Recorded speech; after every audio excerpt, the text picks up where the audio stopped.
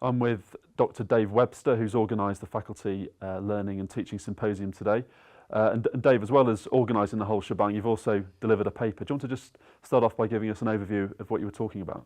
Yeah, absolutely. I was talking about social media. Obviously, it's been our theme for the day, but also educational engagement, trying to get students to engage with us in all sorts of ways, both in the classroom and outside, but also about ethics and about ethical boundaries and about how boundaries of all sorts crop up when you do this. We've talked about blurring of personal and professional in some of the sessions, and we tend to think that's often a problem for staff. You know, they don't like their personal life bleeding out through the kind of cracks in Facebook or whatever to their students. But I also talked about how some of our experiments in the past have made students feel uncomfortable. So a couple of years ago, we tried using SMS texting. We had all their text data for important personal messages to go to them. And I thought, fantastic, we can then text them all using our student record system. And I started texting them links for next week's reading. And they all said to me, please don't do that. It's kind of, we feel weird getting texts from you. It's not right. And so it turned out they had borders too. And so there was kind of an interesting conversation we had in the discussion, which became much more discussion than a paper because a lot of my close colleagues can't keep their mouths shut, which is fine. But about where those boundaries happen to lie with students, and they often lie in slightly different places to staff.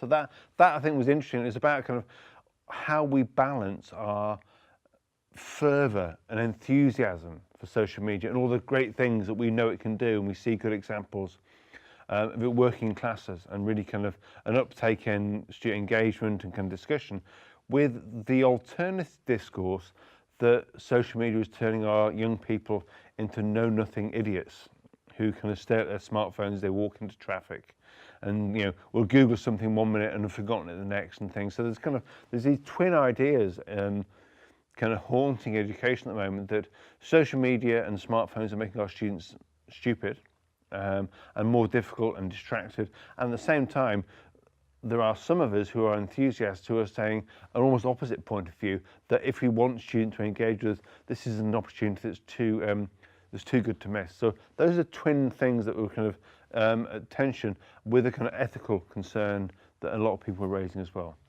And do you feel you were able to come to some conclusions about how you bring about a reconciliation between engagement and concerns about privacy?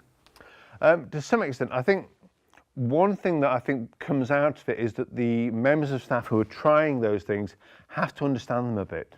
If staff are really enthusiastic in trying it, but they don't understand how privacy settings work, then there's real potential for them to get it wrong. So we talked a bit about being sufficiently competent to kind of try it. And we talked also about tone quite a lot, and about how staff have to kind of get the right tone and how much they have to kind of be consistent. So their tone as an educator needs to be the same tone on Twitter, the same tone on Facebook, and not some pretend young person's tone. They're trying to, they think that's how you talk on Twitter. Well, you talk how you want on Twitter and things. How you balance with privacy was felt to be something of an ongoing, endless negotiation, and you can't fix it. So at the moment, these are the things, but as we mentioned during one of the sessions, the terms and conditions of many of the use of social media keep getting changed all the time. UCAC changed recently its anonymity policy. Various different systems change quite often. WhatsApp changes its ability to hide phone numbers or not in various ways. So you've got a certain amount of keeping on top of it to do, and students' feelings about privacy aren't just one thing. We have this stereotype that old people like me care about privacy, and that young people just don't care and share everything and have no kind of boundaries. And young people aren't one thing. Some students won't allow you to share photographs they're in on Twitter because they've got really strong feelings about privacy. Others really don't care. So I think privacy needs to be a conversation with students, and you need to know where they feel about it is and have a real strong sense of what's appropriate. The other sense I would say is that you need to be absolutely transparent with students. What am I doing? What am I doing it for? Am I doing this to market our course? Will your picture that you've taken of the class, will it appear in the prospectus? will it appear on Twitter or not? So I think there's something about being open and transparent with students about your purposes and your intention that needs to be laid out right at the start. And finally, just to raise that point about what the distinction between using social media and digital technology for teaching and using it for marketing. I mean, it strikes me that often it's a blurred distinction, and actually, you know, for us as kind of course leaders and lecturers, sometimes we kind of kill two birds with one stone, as it were, by having a kind of social media presence, and we think also, you know, this can contribute to learning and also to marketing. But does that pose ethical problems itself? I mean, partly it poses problems because the university seeks to control its messages like any institution in terms of having departments who've got responsibility for that, and then that gets, what's the right word, disrupted by individual staff doing their own activities. And I think there are kind of risks and problems about kind of how we represent ourselves. But I think actually there are some really great benefits, because often when young people are 16, 17, applying to university, they really don't know what it's going to be like.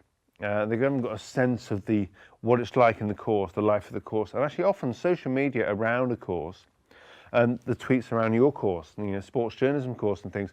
If people who aren't on the course are seeing those, they that's the kind of thing they're doing in that course. There's something about a more, and as a philosopher I really shouldn't use this word, but about a kind of more authentic account of what the actual experience of students is like, that they can get. And you know, it's a massive decision where you go to university. It's a very expensive decision now, especially if you get it wrong. So I think the more information students have to inform that choice, and the more kind of genuine that information is, the better. So I think actually not only does it help us potentially market our courses better, but I think if there's a wealth of that information out there, it actually helps young people make better decisions and find this course is just what I want, or to see the social media kind of stuff going around a course and say, that isn't what I want to do.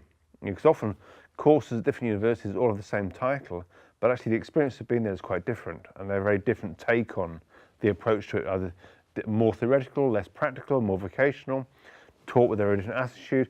So I think social media can not only contribute to learning, but helping kind of show what we do in both marketing ways, but also in ways that are very helpful to young people making what could be one of the biggest decisions that they ever make. That's great. Thanks very much, Dave.